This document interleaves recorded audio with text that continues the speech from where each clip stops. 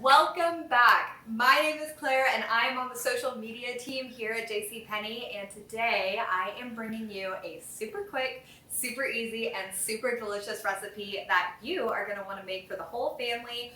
Today I'm going to be making barbecue pulled chicken in the Instant Pot.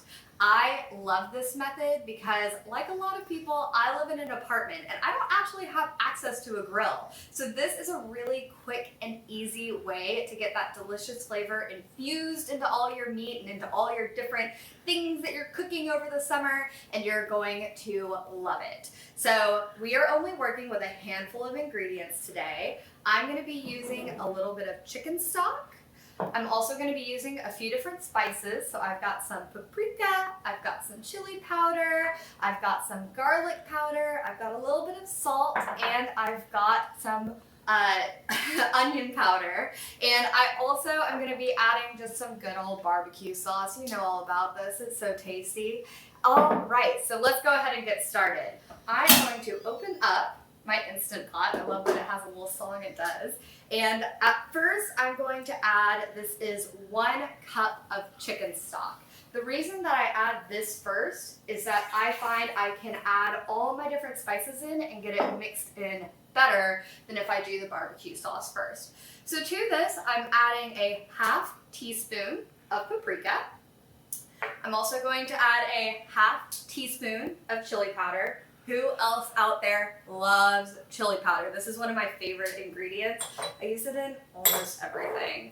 I'm also going to be adding 1 tablespoon of salt, just to give it a little bit more flavor. I'm going to be adding oh, did I say tablespoon? I meant teaspoon. I'm also going to be adding 1 teaspoon of garlic powder, and I'm going to add 1 teaspoon of that onion powder.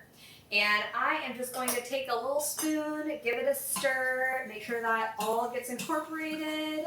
This also gives the salt a moment to kind of melt down and get all incorporated in that broth, so we don't get any clumps of any spices whenever you bite in. All right, and to this, I'm just going to add, this is 1½ cups of barbecue sauce. You can really use any type of barbecue sauce.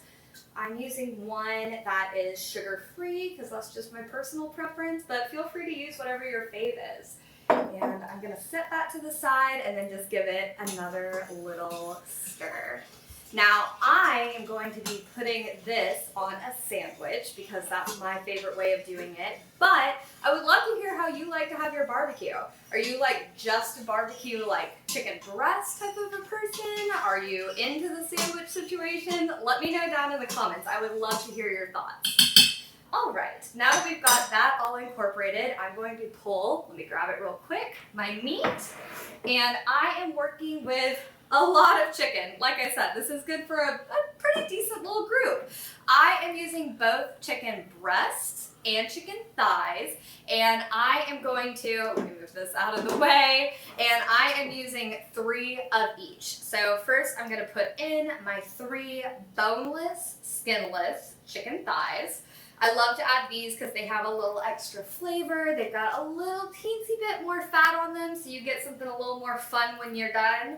And then I'm also adding these. These are really big, but really you just need 3 chicken breasts.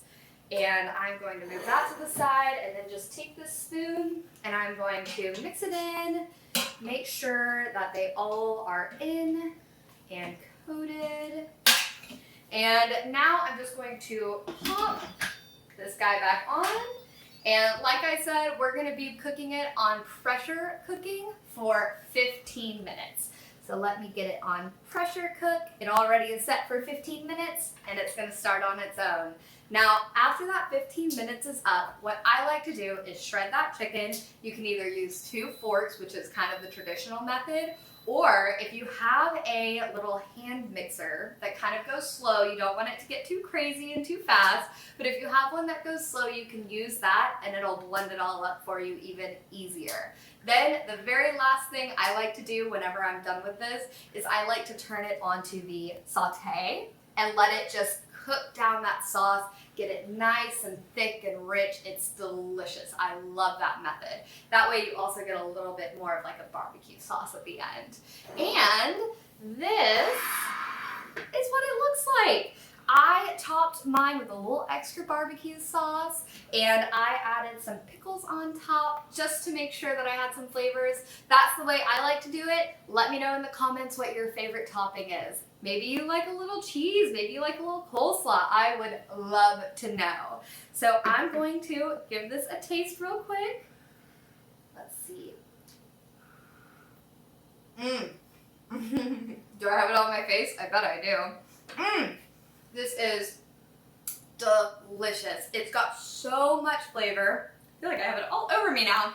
It's got so much flavor, super juicy. You don't get any of the really intense dryness that you sometimes can get in a crock pot because of how quickly this cooks. So I think this is an absolute win. And I think you will think so too. I want to know, if you give this a try, make sure to come back and leave a comment. And make sure, if you like this video, to give it a like, make a comment, and maybe even save it for later so that you can give it a try later on.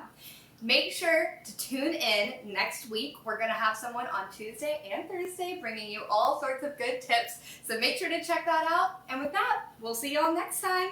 Bye.